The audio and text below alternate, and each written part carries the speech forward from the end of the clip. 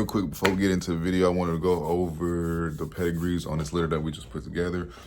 We have Johnson's Pride Thor and Trunks Line's Belly. So the reason why I put this breed together, for obvious reasons, if you look at the both dogs, they complement each other in different ways. With Belly, we wanted to straighten out her top line. With Thor, we wanted to shorten that back end.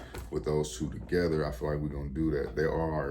They both are muscled up bullies, and they all have that new school look to them. So it was the perfect pairing. I know I do have another dog, which is YG, but let's go through this pedigree and you're gonna see why I made the choices that I made. So on Belly's side, her dad is trademark from Trunks Line Bullies. If you are really into bully groups and stuff like that, you know who Brandon is from Trunks Line Bully. He produced some dogs with some really great fronts. That's what I really like about the dogs that he make, and some really nice muscle on them dogs. So I went with Trunks Line Belly. I asked for the runt on purpose because I actually breed for tight skin, and the runts usually have that tight skin and physique that I wanted to go for out of that style of dog. Just to get into her pedigree, her dad is trademark. His dad is Gatorhead Bullies Smash. So that would mean that her granddad is Smash. Her great granddad would be Whopper, Gatorhead Bullies Whopper. Also, one of her granddads is Bossy's Randy Savage. She's 2 times Bossy's Merc, and she's also Bossy's Grizz, Bossy's Storms, GHB's Nelly. Her dad was imported from the UK, so there's some of the UK dogs on there also. I don't know how big those dogs' name is because I really don't follow what happens in the UK as close as I do in the States. But that's just Belly. So stack pedigree, she has Bossy and Gatorhead Bullies all throughout. Now when it comes to Thor, Thor has, I love his pedigree.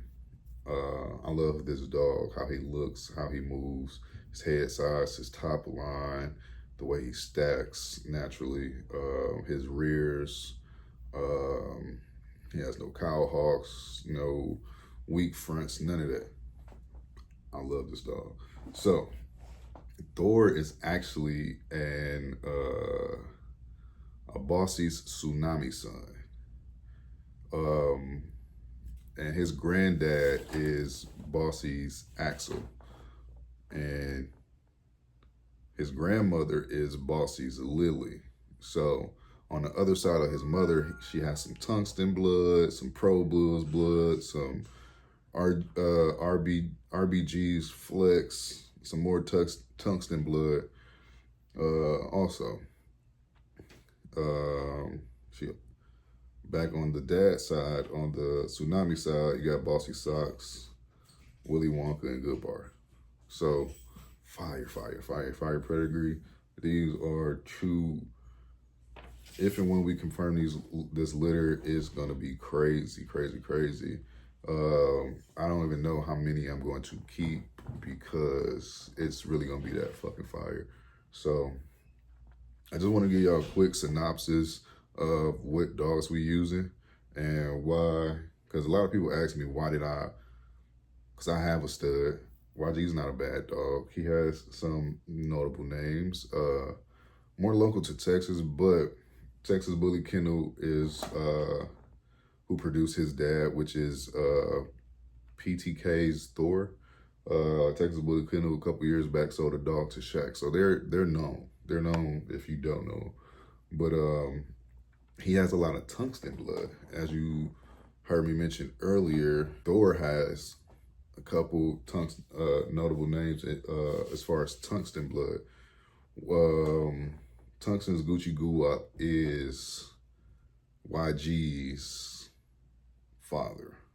No, granddad, my bad.